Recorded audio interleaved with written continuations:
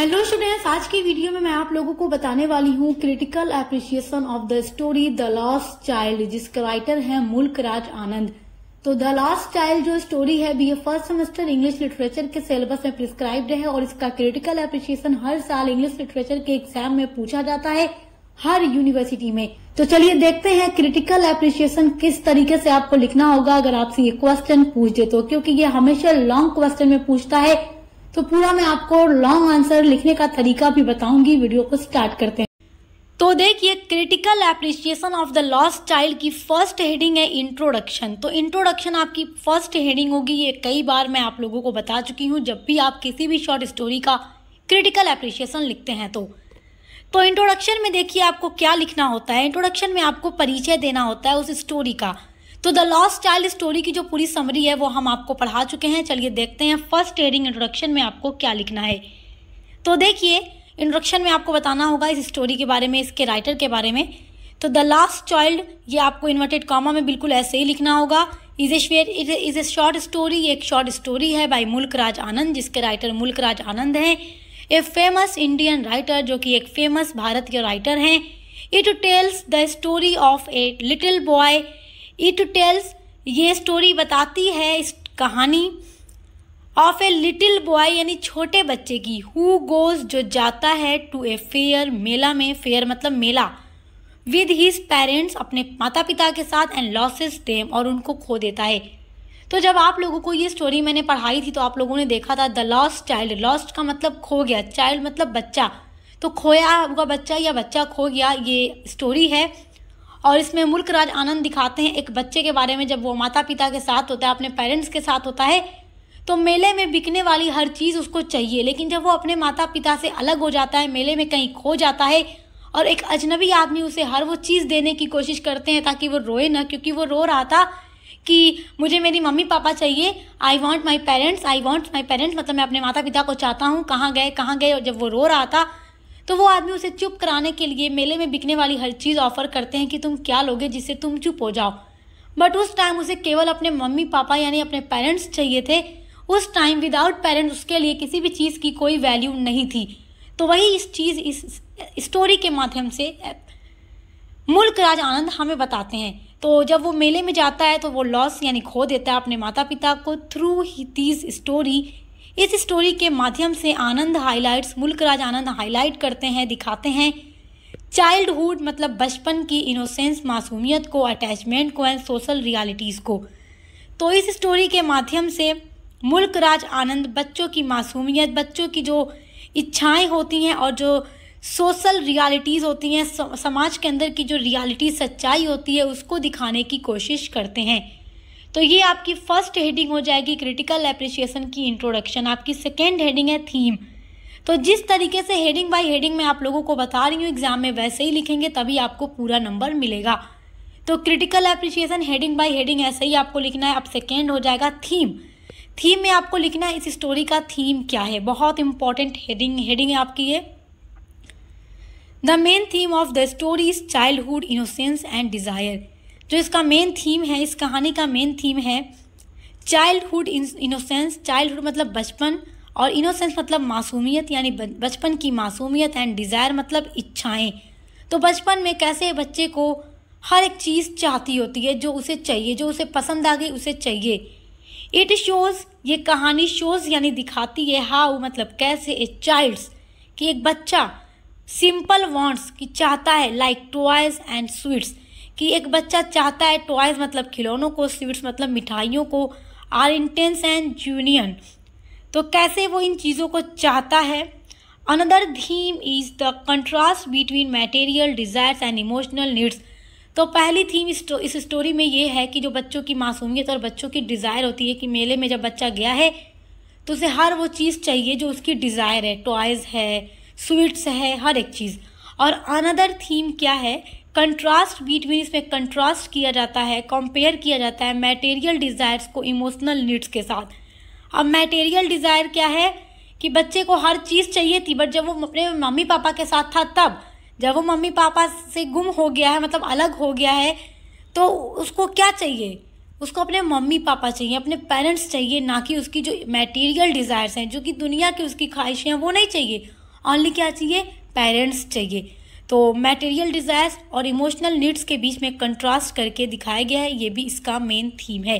तो जैसे बता रही हूँ बिल्कुल वैसे ही लिख कर आइएगा। बहुत ही ईजी वर्ड्स में आपके लिए ये क्रिटिकल एप्रिशिएशन तैयार किया गया है ताकि आप लोग अच्छे से एग्जाम में लिख कर आएँ, क्योंकि बहुत मुश्किल वर्ड्स में दे दो बच्चे लर्न नहीं कर पाते, और ये ईजी वर्ड में रहेगा तो आप वीडियो सुन कर देख कर भी जाएंगे तो लिख लेंगे। थर्ड हेडिंग हो जाएगी आपकी प्लॉट। प्लॉट का मतलब होता है कथानक। आप पढ़ चुके हैं ना कथानक के बारे में, यूनिट नंबर 2 में आपको पढ़ा चुकी हूँ एलिमेंट्स ऑफ शॉर्ट स्टोरी में। तो प्लॉट क्या है, a little boy goes to a fair with his parent. इसका पहला प्लॉट मतलब पहला पॉइंट इस स्टोरी का ये है कि एक छोटा बच्चा गोज जाता है फेयर मेले में विद हिज पेरेंट, अपने माता पिता के साथ। He sees many toys, sweets and games and wants two by all them. और वो देखता है खिलौनों को, मिठाइयों को, गेम्स को, एंड वांट्स और चाहता है बाई मतलब खरीदना, देम और हर चीज़ को। सडनली और अचानक ही लॉसेस वो खो देता है his parents in the crowd. Crowd मतलब होता है भीड़ में, तो वो भीड़ में अपने पेरेंट्स से अलग हो जाता है। देखो मेले में इतनी भीड़ होती है, थोड़ा सा मम्मी पापा से हाथ छूटा मतलब हाथ छूटा तो ये बच्चा गुम हो गया। ही क्राइज, वो चिल्लाता है, एंड कॉल्स फॉर देम, और वो जोर जोर से रोता है और उनको पुकारता है, मम्मी पापा कहाँ गए, मुझे चाहिए, आप लोग चाहिए। रियलाइजिंग देयर इम्पोर्टेंस, तब वो समझता है कि उनके बिना सब कुछ अधूरा है। एक काइंड स्ट्रेंजर काइंड मतलब होता है दयालु, स्ट्रेंजर मतलब होता है अजनबी। तो जब एक अजनबी आदमी मेले में इस बच्चे को रोता हुआ देखते हैं तो वो कहते हैं कि बच्चे क्या हुआ, क्यों रो रहे हो।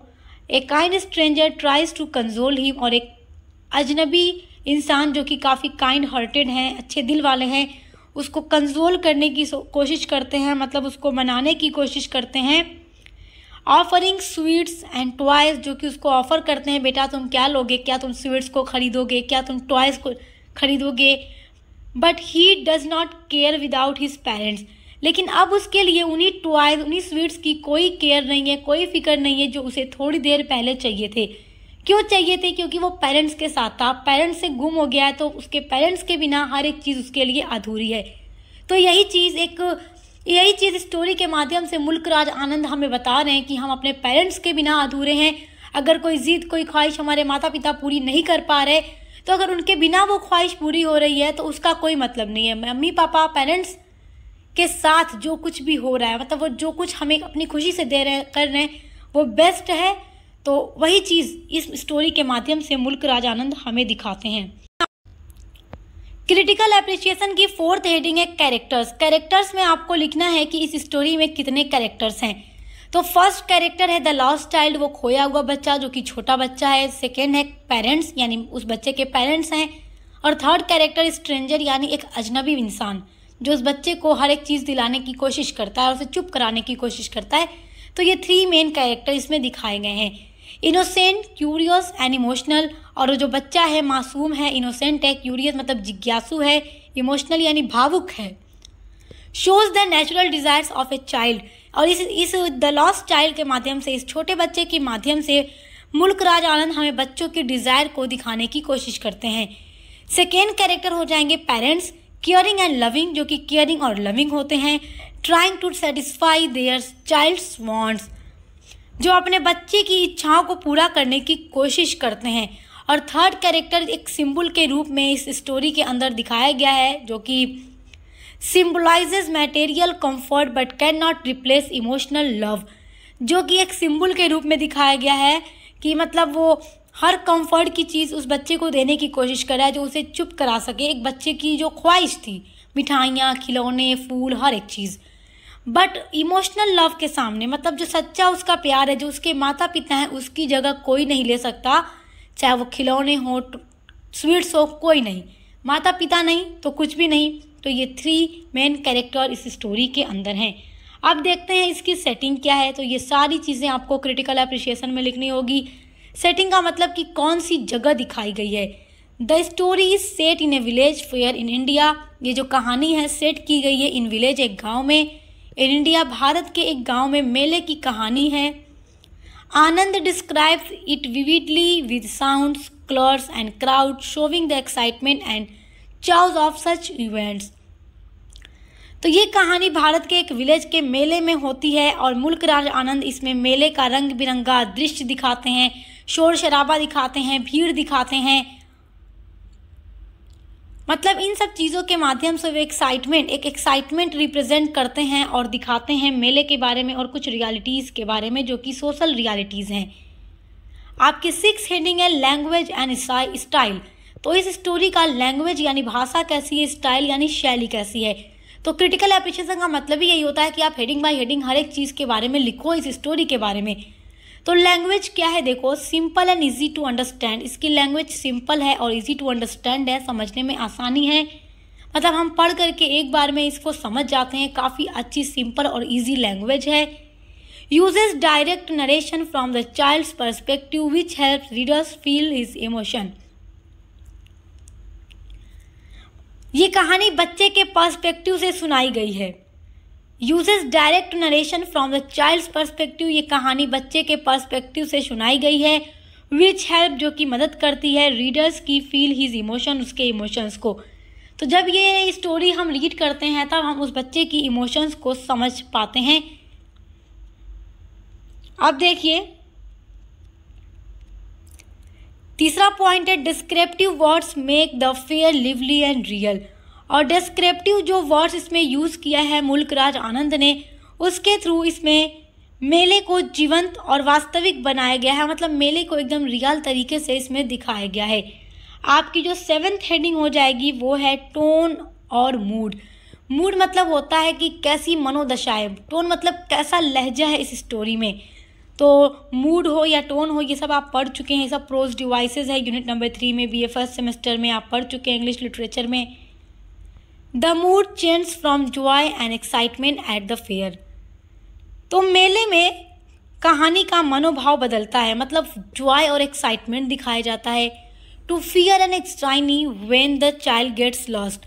और फियर डर दिखाया गया है, चिंता दिखाई गई है when the child gets lost, जब वो बच्चा अपने माता पिता से अलग हो जाता है, जब एक फियर दिखाया गया है। The tone is sympathetic toward the child. और इसका जो टोन है बहुत ही सिंपैथिक है, यानी सहानुभूति है। सहानुभूति का मतलब बच्चे के प्रति दया लगती है। Showing his innocence and vulnerability. तो ये जो कहानी है बच्चे की मासूमियत और उसकी नाजुकता को दिखाती है। आपकी जो 8th हेडिंग हो जाएगी क्रिटिकल एप्रिशिएशन की, वो है सिग्निफिकेंस और मैसेज। क्या मैसेज देती है ये स्टोरी या क्या सिग्निफिकेंस है इस स्टोरी का। Love of parents is more important than material things. पहला मैसेज तो ये स्टोरी ये देती है कि लव ऑफ पेरेंट्स, माता पिता का जो प्यार है वो इम्पॉर्टेंट है दैन मटेरियल थिंग्स। जो कि मटेरियल थिंग्स हैं उनसे ज़्यादा माता पिता का प्यार ज़रूरी होता है। Childhood innocence is pure and can not be replace by money और गिफ्ट। बच्चों की जो मासूमियत है यानी बचपन की जो मासूमियत है वो प्योर होती है, शुद्ध होती है और इसे मनी या गिफ्ट से नहीं भरा जा सकता। थर्ड है highlights the importance of family and emotional security. और ये स्टोरी हमें फैमिली और इमोशनल सिक्योरिटी को भी दिखाता है कि फैमिली कितनी इम्पोर्टेंट होती है, पेरेंट्स कितने इम्पोर्टेंट होते हैं। आपकी 9th हेडिंग हो जाएगी कॉन्क्लूज़न। कॉन्क्लूज़न क्या है, देखिए क्रिटिकल एप्रिशिएशन का कॉन्क्लूज़न क्या है।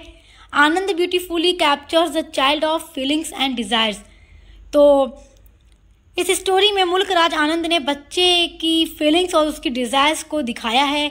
This story is short but powerful. ये कहानी छोटी है मगर पावरफुल है। Teaching A moral lesson in simple way.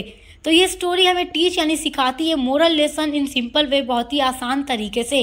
ये स्टोरी हमें आसान तरीके से ये सिखाती है कि मटेरियल थिंग्स उतनी मायने नहीं रखती जितने हमारे पेरेंट्स रखते हैं। माता पिता का प्यार सबसे अलग होता है। It shows the contrast between material wealth and emotional richness and how love and care of parents are priceless.